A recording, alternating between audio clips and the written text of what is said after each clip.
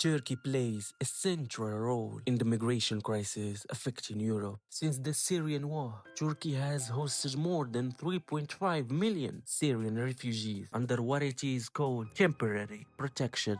This makes it one of the largest refugee hosting countries in the world. Because of its geographic position between the Middle East and Europe, Turkey effectively controls one of the main migration routes into the European Union. In March 2016, Turkey and the European Union signed a major agreement. Under this deal, Turkey agreed to prevent irregular migration flows toward Greece. In exchange, the European Union promised several things.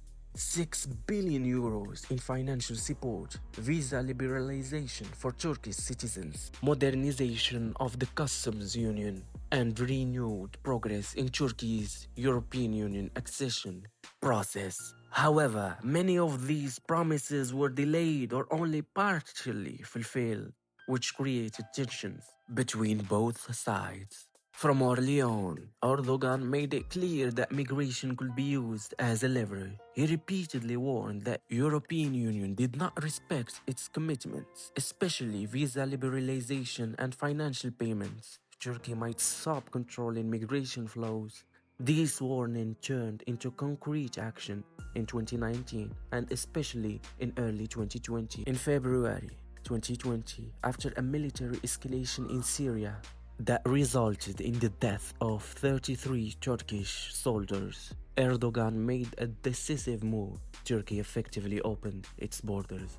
Border controls were relaxed, and thousands of migrants, Syrians, Afghans, Iraqis, and others were allowed, and in some cases even transported toward the Greek border.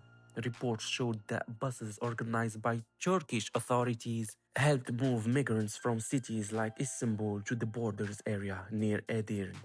As a result, large groups of migrants gathered at Greek borders, hoping to enter the European Union. Greece responded by tightening its border security, using tear gas and reinforcing patrols.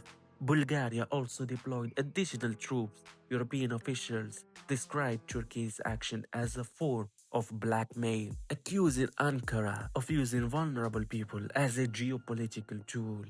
After a few days, the situation calmed down. Turkey dismantled the makeshift migrant camps and redirected people elsewhere. However, the message was clear. Turkey had the ability to create immediate pressure on Europe by controlling or not controlling migration flows. Looking at the broader impact, the 2016 European Union-Turkey agreement had already shown how powerful this leverage could be. Before the agreement in 2015, more than 80,000 immigrants arrived in Greece through Turkey. After the agreement was implemented, that number dropped dramatically to around 30,000.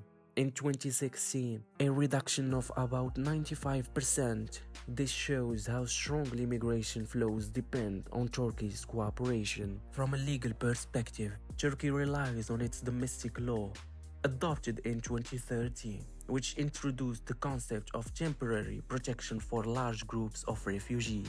This system allows Turkey to host millions of Syrians without granting them full refugee status. Under international law, at the same time, Turkey claims it does not forcibly return Syrians to war zone. However, human rights organizations such as Human Rights Watch and Amnesty International have reported cases where refugees were deported back to northern Syria, raising serious concerns about violation of international law, especially the principle of non-refoulement. The European Union also faces legal and moral challenges. The European Union considers Turkey as a safe third country under the 2016 agreement, meaning migrants can be returned there.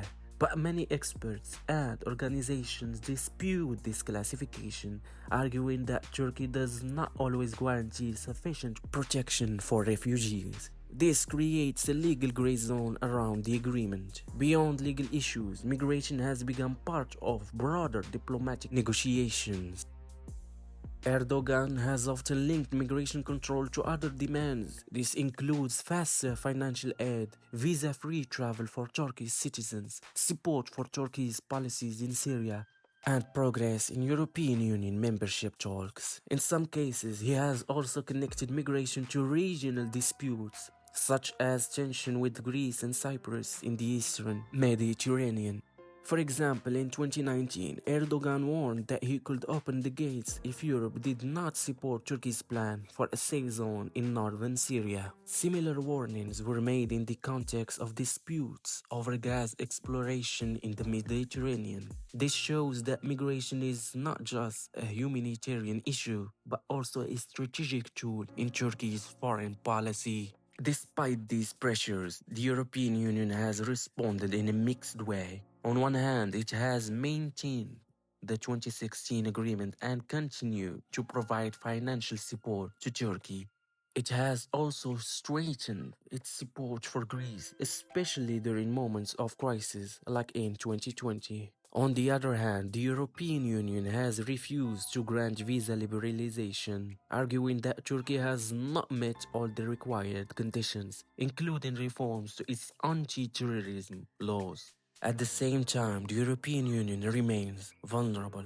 Migration has divided European countries internally, with some states pushing for stricter controls and others calling for more solidarity. The lack of a unified migration policy weakens the European Union's position and increases its dependence on Turkey. In many ways, the European Union has outsourced part of its border control to Turkey, even while criticizing its human rights record. From a strategic perspective, Erdogan's approach has had partial success. Turkey has received billions of euros in financial and support and has forced the European Union to stay engaged in negotiations. However, it has not achieved all its goals, especially visa liberalization. The strategy has also damaged trust between Turkey and European countries. At the same time, Turkey argues that it carries a heavy burden. It has spent tens of billions of dollars hosting refugees and believes that the European Union does not share this responsibility fairly. This argument resonates with some observers, even if others criticize Turkey's method.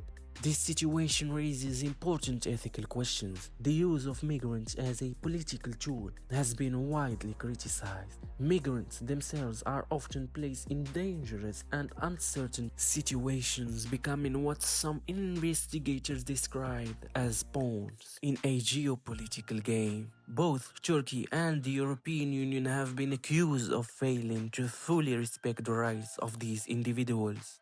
Turkey's migration policy under Erdogan shows how migration can be transformed into a powerful political instrument. By controlling access to Europe, Turkey has gained leverage in negotiations with the European Union.